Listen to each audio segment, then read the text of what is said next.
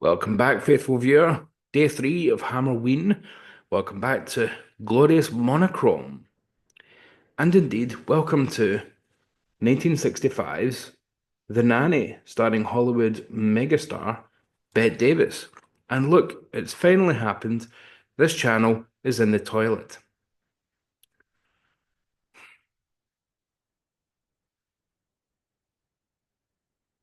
Oh well. So, bit of background. In the early 60s, Hammer had a wonderful cycle of films, including an all-time classic that we're almost certainly going to cover at some point, Taste of Fear, which were very much inspired by Diabolique, which in turn inspired Psycho, and that also inspired some of these films. Very incestuous field of filmmaking, the psychological thriller of the early 60s. But by this stage in British filmmaking, we've also seen a real revolution from Woodfall films, what would be known as the kitchen sink drama, these great working class epics, The Loneliness of the Long Distance Runner, and this Sporting Life, and Taste of Honey. Great films from Tony Richardson and from Dick Lester and all sorts of filmmakers who made their way in that new wave of British filmmaking, which was inspired by France and what was going on in the Nouveau cinema of France. So this is a very different type of psychological thriller from Hammer. So it's not the kind of glossier affairs inspired by Diabolique. It's much grittier, much more gloomy in places. With on the face of it, it looks gorgeous, filmed wonderfully. It's written by Jimmy Sangster, who wrote a lot of those early 60s greats from Hammer and indeed all the Gothic greats of Hammer, including the first entries in the Frankenstein and Dracula series. But by this stage, Hammer are starting to import, some big stars. I mean, Bette Davis, they don't come too much bigger than Bette Davis. Not long after Baby Jane, indeed. So she's on the comeback trail. Hush, hush, sweet, she. I'm not even going to finish that sentence. I'll just butcher it even further than I just did. Hush, hush, sweet Charlotte. Thank you. So Bette Davis comes in, and she is Nanny. Now, a bit of the plot here. Young boy has been sent away to a hospital. It's kind of a child asylum, where he's just been released after 2 years, and his father and Nanny go to pick him up. The mother, played by the wonderful Wendy Craig. Love is like a butterfly. Still going as well, Wendy Craig, bless her. Um, the father, played by James Villiers, always a welcome presence, and Nanny go to pick him up. And the young boy, on his last day in this place, hasn't been quote unquote cured of whatever ails him. He's still an absolute terror. He pretends to hang himself just to scare the bejesus out of a nurse, a middle-aged nurse at the end.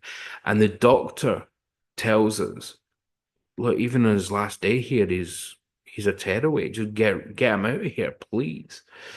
And by the way, here's some foreshadowing for you. He hates middle-aged women now, and we don't know why. Well, Nanny is certainly middle-aged and then some, to say the least. But does he hate middle-aged women and therefore he hates Nanny? Or does he hate middle-aged women because of Nanny? Hmm. Again, I'm not going to spoil the film until later in the video, and I'll let you know when I'm starting to approach that kind of territory. So the boy just will not take to Nanny. And she's just called Nanny, so I'm not just being a bit affected in calling her such. That's her only name in the film. He will not take to her, even though she's going above and beyond. She's doing absolutely everything. She's being incredibly patient. Parents are saying, like, you need to be nice to Nana. She's doing everything. She's making your favorite dinner. She's set up a lovely bedroom for you, blah, blah, blah, blah, blah. And the mother in this affair, again played by Wendy Craig, bless her, she's at this point they would just call it melancholy, but she's severely depressed. And again, this is the kitchen sink drama seeping in. They're showing a very real version of depression, where it isn't just go lie down and it'll be fine when you wake up. She can't leave the house. She just completely freezes.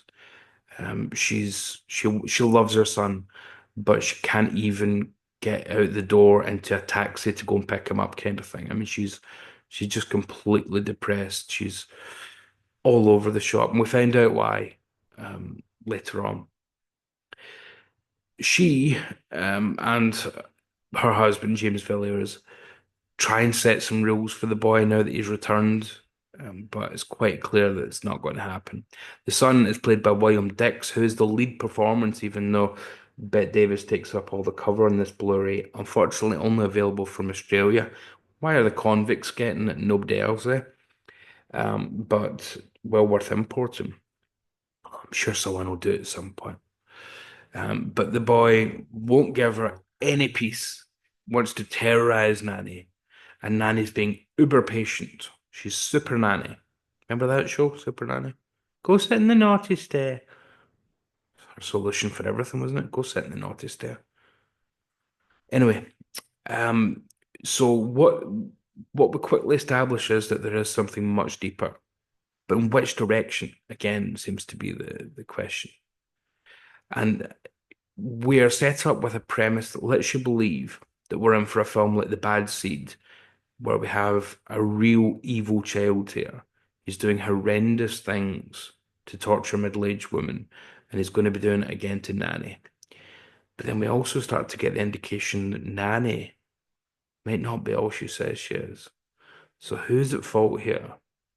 What are the dark secrets from a couple of years ago when all this kicked off, when the mother's depression started and the boy was sent away from home? I'm going to stop the kind of plot there and then go into spoilers in a minute. So I'll just sum up my thoughts on the film and then we'll go into a bit of spoiler talk for those of you who aren't bothered about spoilers or have seen it. So yes, well worth your time. This is a brilliant film. Again, very kitchen sink, wonderfully choppy editing as well. So we're not getting things like the dreamy flashbacks. The flashbacks that we get are just edited, just cut straight into them. So it's a very contemporary type of editing that you would get in said Woodfall films, for example. Bette Davis's performance is wonderful. She has to convince you that she is just trying her best. She's just a good old-fashioned British servant type. She's just trying her best for this family and what they've been through a few years ago. She's going to stick with them through thick and thin because Nanny is part of the family. She also needs to convince you that you can't trust her. There's something wrong with Nanny. There's a bit of hand that rocks the cradle going on here. William Dix as the son, brilliant performance too, because he has to convince you similarly, almost in a parallel to Bette Davis's performance, that he is an absolute tearaway, that he should be locked up because he's clearly uncontrollable and dangerous, actually dangerous. He will hurt people, but also that he's not been believed and that only he knows the truth about Nanny.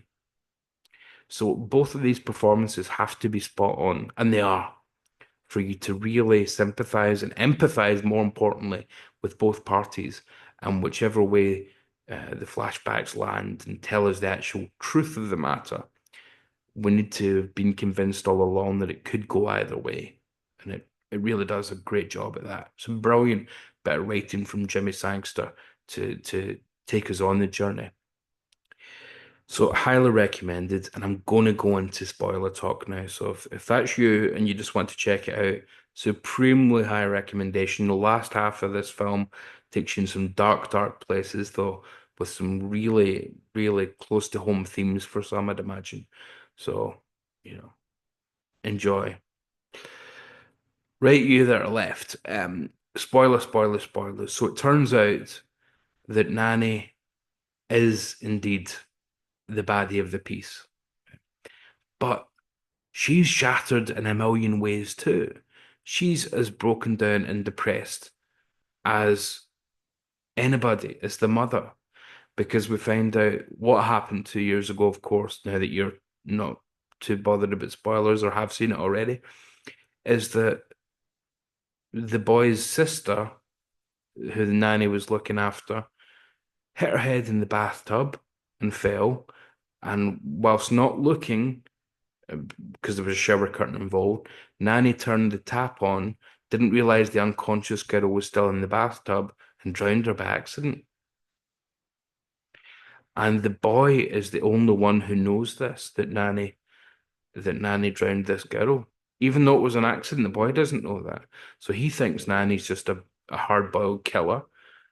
Nanny isn't. She's just away with the fairies. She had that same day, she went to meet a doctor in a rundown part of town who tells her that her, unmentioned to this point in the film, two-thirds of the way through, Nanny's own daughter that she had out of wedlock is dead and died having a backstreet abortion. So dark doesn't begin to cover it. So Nanny is shattered by this at her own feelings that she spent all her life looking after other people's children and didn't look after her own. And then that same day, she accidentally kills the little girl that she's been looking after. And it's not malicious. She doesn't even slightly have the inclination that she's doing it on purpose. It's one big accident. And it's one of the most fantastic parts of the film in terms of the filmmaking, but one of the most heartbreaking in terms of the depiction is when Nanny sees the girl face down in the bathtub, this little poppet, she's only about 5 or 6 years old at most, face down in the bathtub. It jumps back and forth just with quick edits to Nanny seeing her like that, or Nanny just seeing her normally sitting up and laughing, giggling in the bathtub. So Nanny's mind is completely fractured at this point. She's, to all intents and purposes, could plead insanity. It's not murder. It's not manslaughter. She has lost her mind at not only the news she's received about her own daughter and granddaughter because of it being an abortion that day, but also the child in her care she has inadvertently murdered that day. So she's lost her mind. And only the young master of the house knows it. But he can't appreciate the subtleties of mental health, of course. And no one believes him. So he's been locked up for 2 years because of all this. And the mother's had a nervous breakdown because of all this, because she's lost her daughter. So there's a massive cycle of depression, of loss, of grief. The son himself, he's dealing with it by becoming a tearaway, but he's right. So everything he does in this film that you think, what a horrible kid, he's bloody right, and he's been locked up for 2 years for telling the truth about what happened. Nanny did kill that girl. He just didn't realize it was inadvertently. But then it has to go a little bit more actiony at the end, doesn't it? So Nanny does, of course, try to kill him. Nanny's already bumped off an ante. I'm not going to get into the full side plots and whatnot. So it goes up maybe a little bit more far-fetched than something would if it were to be a more kitchen sink type affair. If it was one of the Woodfall films, it wouldn't be quite as over the top as the last half of this film, but it's certainly informed by that kind of filmmaking. So everything that we see here towards the end is ramped up because hey, you've got Bette Davis, you might as well go for the moon. And her performance here again, excellent. Her accent's impeccable too. Wonderful. You'd never think, oh, she's not very good at this English accent, is she? She's impeccable. Wonderful performance. And she gets the idea of the traditional British nanny as well. She really understands the nanny's place. So it really works. It's an incredibly dark film. It's an incredibly deep film. It's a depressing film. Enjoy. But it's a very satisfactory film in terms of its shape and its structure and its resolution and where it leaves you. Set up and payoff. Wonderful. An absolute stone cold classic, 10 out of 10 from Hammer, with a sensational pair of performances from William Dix as the son and Bette Davis as Nanny. Just remarkable film, which I guarantee you, the minute this is on Blu-ray, you'll have a lot of people, on a wider Blu-ray for that. Then America and over here in the UK, there'll be a lot of people discovering this. I'm glad that they did because this is one of the most underrated Hammer films of them all, simply because it just doesn't have widespread availability to this day. So, tis what tis. Well, folks, thanks very much. That's day three of Hammer under our belts. I think we'll go back to color tomorrow, shall we? You don't want to spend too much time in monochrome. We may never get back again. Bit like Leeds. What should we do tomorrow? What should we do tomorrow? Well, I think you've been good boys and girls, and after 3 days of interesting but not having either one of the big two of Hammer, I think you deserve something with either a Cushing or a Lee. We'll see what you get. But either Peter Cushing, Christopher Lee, maybe both, will be in tomorrow's video for day four of Hammerween. I hope you join me then. See you soon.